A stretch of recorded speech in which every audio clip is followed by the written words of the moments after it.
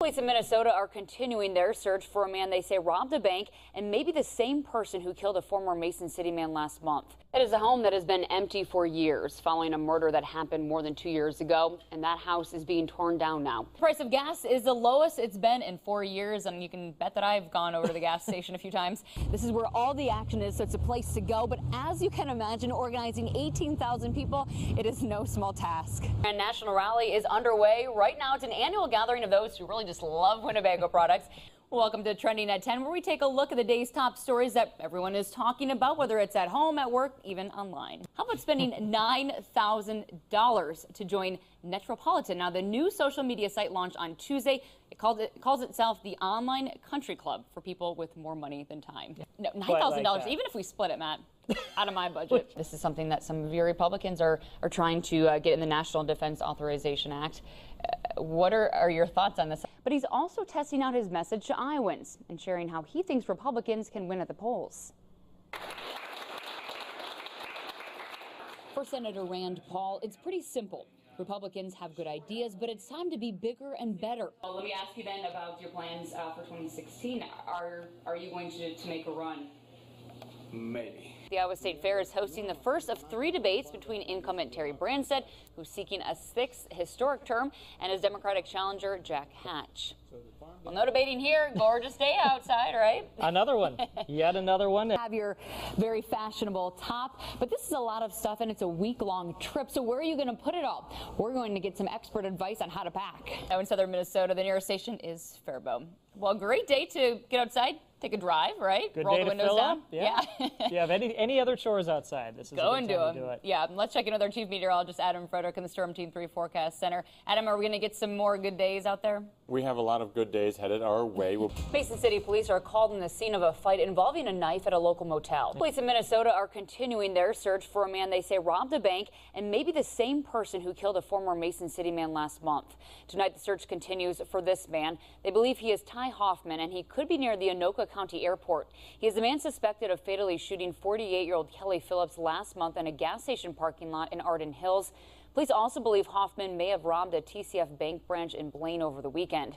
Authorities are also letting people know the suspect and cash may have been stained by an exploding red dye packet. Some driving instructors in Iowa may not be following the rules that they preach to young drivers. According to a report from the Des Moines Register, at least 10 driving instructors licensed in the state have criminal records or driving infractions in their past. Forgiving state laws, though, allow them to keep their jobs. The report shows at least 3 driving instructors have drunken driving convictions, 2 have assault convictions, and 4 have more than a dozen driving citations and other infractions. And today, a local group of people is taking time together to remember that. KIMT News 3's Emily Bosser talked with those celebrating what a labor union is all about. Well, if you're just getting home tonight from a long weekend, you may have noticed some cheaper gas prices along your route. Last year at this time, Iowa and Minnesota had regular unleaded fuel for at least $3.50 a gallon. This year, prices are just over $3.30 a gallon.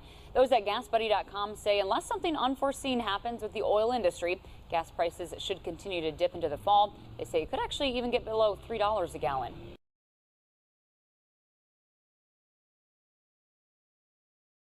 I mean, these are folks in your party, Republicans. I mean, is this just one step to trying to push a bigger, overhaul? Yes, it's one piece of the larger agenda. What about that argument that maybe by allowing some of these folks to stay here that are smart, it could be the next big thing, the next Bill Gates, that kind of thing? What about those people that might be in this pool? Well, I've been for that for a long time. Is that a push that you might be working on in Washington to try to get some more relief money? I don't know if it's going to come in the form of an ask for more relief money. All right. I'm sure it is a devastating sight to see. So, well, thank you for sharing that with us, and thank you for your time. I appreciate it. The state of Iowa is attracting the attention of the U.S. State Department. Today, the man leading the worldwide fight against human trafficking on behalf of the White House is in Iowa, and he tells me trafficking is a very real global problem, but there is hope. She was being held in a garage in Irvine, California. And she was a domestic servant for this family. U.S. Ambassador Lou C. DeBaca has seen and heard some incredible stories from around the world. Nobody's going to keep her down. Exactly. He is originally from Iowa, but now serves as a U.S. ambassador in the Office to Monitor and Combat Trafficking. It's a position that when he was first appointed by President Obama in 2009, many didn't really understand. Well, one of the things that's changed so much over the last 5 years is I don't necessarily have to explain to everybody what I do. The human trafficking is, for good or ill now, I think it's something that people really are taking on board. The ambassador is looking to combat modern slavery, and he sees the perfect partner in the state of Iowa. But here in Iowa, we've got a situation where whether it's folks that are working on domestic violence and sexual abuse, long established programs, but they're looking at how do we now start working on human trafficking here in Iowa, and they're doing it in partnership with the police and with the Attorney General's office. So it really is a good model for the world. As these groups work to raise awareness, train law enforcement to spot trafficking, and help victims, a trend is developing. And I think that's one of the reasons why we're frankly seeing more cases of human trafficking coming out in Iowa, is that people are looking for it in a different and better way.